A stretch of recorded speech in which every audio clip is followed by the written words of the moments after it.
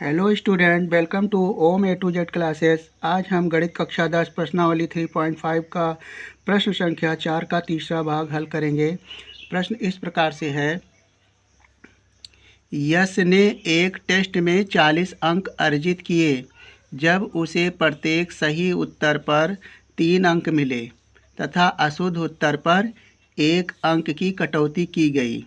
यानी प्रश्न जो मिला है उसमें 3 अंक सही पर और गलत पर 1 अंक काटा गया है।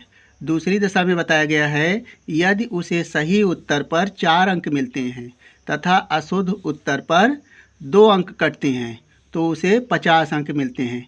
यहाँ पे दूसरी दशा में बताया गया है कि उसे सही उत्तर पर 4 अंक मिलते हैं और गलत उत्तर पर 2 अंक कटते हैं तो कुल 50 अंक मिलते हैं।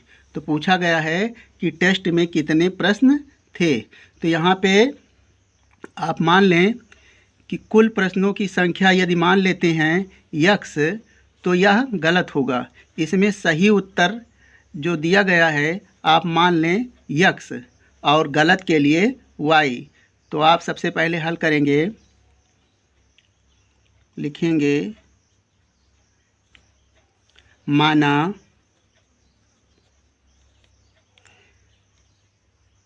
सही उत्तर बराबर x तथा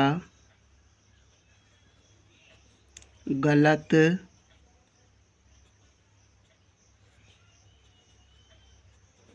उत्तर की संख्या बराबर y।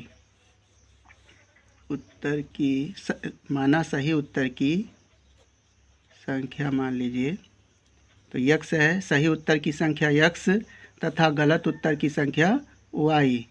तो कुल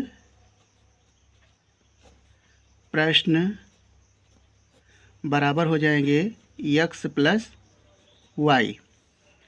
यानी आपने मान लिया सही प्रश्न का जो उत्तर है शुद्ध वह x है और गलत प्रश्न की संख्या का उत्तर है y। तो कुल प्रश्न हुआ x प्लस y। यहाँ पे बताया गया है कि टेस्ट में 40 अंक अर्जित करते हैं जब उसे प्रत्येक सही उत्तर पर 3 अंक मिले तथा अशुद्ध उत्तर पर 1 अंक की कटौती की गई। तो यहाँ पे लिखेंगे फर्स्ट दशा में,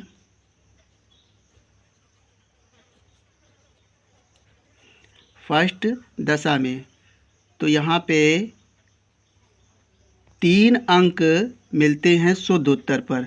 तो प्रश्नों की संख्या है सही की x तो हो जाएगा 3x और अगर कटते हैं तो उसके लिए माइनस का चिन्ह लगाएंगे और गलत उत्तर की संख्या आपने माना है y तो यहाँ पे y लिखेंगे और कटते हैं 1 तो आप अलजबरा में बीजगणित में 1 नहीं लिखेंगे, यहाँ पे लिखेंगे y बराबर हो जाएगा, प्राप्त करता है यस 40 अंक। ये समीकरण नंबर 1 हो गया। इसी प्रकार दूसरी दशा में कहा गया है कि वह उसको शुद्ध उत्तर पर 4 अंक मिलते हैं। शुद्ध उत्तर पर 4 अंक मिलते हैं तो शुद्ध उत्तर है x और अंक मिलते हैं, शुद्ध उत्तर पर मिलते हैं 4x और 2 अंक कटते हैं। गलत उत्तर की संख्या है y, 2i बराबर हो जाएगा, उसे कुल मिलते हैं 50 नंबर। यानी सही उत्तर पर 4 नंबर और गलत उत्तर पर 2 नंबर कटते हैं तो जो कटता है उसके लिए माइनस और कुल अंक मिलता है 50। ये हो गया आपका समीकरण नंबर 2। अब देखिए समीकरण 1 और 2 को हम विलोपन विधि से हल करेंगे क्योंकि प्रश्न में कहा गया है कि आप किसी भी विधि से इसको हल करें। तो यहाँ पे हमें विलोपन विधि हल करने में आसान होगा क्योंकि देखिए समीकरण 1 में y है और दूसरे वाले में 2i है। यदि मैं समीकरण 1 को 2 से गुणा कर दूँ और तो दूसरा वाला पद पहले से ही 2i है तो लिखेंगे समीकरण 1 गुणे 2 और माइनस समीकरण 2।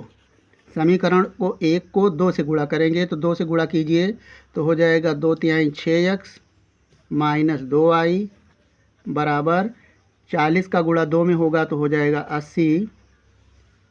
और दूसरा समीकरण है 4x माइनस 2y बराबर 50। यहाँ पे घटाने पर तो चिन्ह बदल जाएगा माइनस, ये माइनस है तो प्लस, और यहाँ पे प्लस है तो माइनस।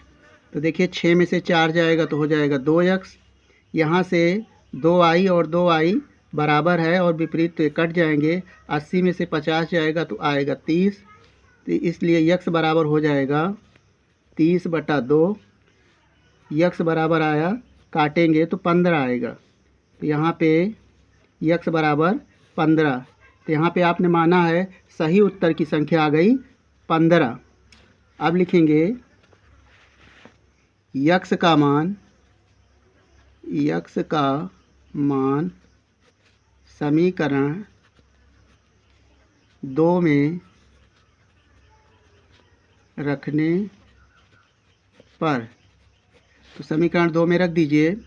समीकरण 2 है आपका 4x माइनस 2y बराबर 50। यहाँ पे लिखेंगे 4 गुणे x का मान आया है 15 माइनस 2y बराबर 60y माइनस 2y बराबर 50। यहाँ से माइनस 2y बराबर हो जाएगा 50 और 60 को उधर ले जाएंगे तो माइनस 60 हो जाएगा।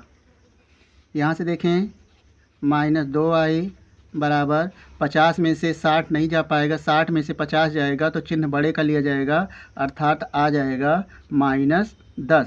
माइनस से माइनस कैंसिल हुआ तो y बराबर आ जाएगा 10/2 बराबर 5। यहाँ पे अशुद्ध प्रश्नों की संख्या आ गई 5। आपसे पूछा गया है कि कुल प्रश्नों की संख्या कितनी होगी, तो कुल प्रश्न में सही प्रश्न और गलत प्रश्न की संख्या जोड़ दी जाएगी। तो आपने माना है कुल प्रश्न बराबर x प्लस y। तो x है आपका 15, शुद्ध प्रश्नों की संख्या 15 है और अशुद्ध प्रश्नों की संख्या आया 5, तो कुल आ गया 20। तो उत्तर आ गया आपका कुल प्रश्नों की संख्या 20। ये आपका अभीष्ट उत्तर हुआ। तो मुझे विश्वास है कि इस प्रश्न का हल आपको समझ में आ गया होगा। आप अपना किसी भी प्रकार का डाउट हो तो हमें कमेंट में भेजें। वीडियो देखने के लिए धन्यवाद।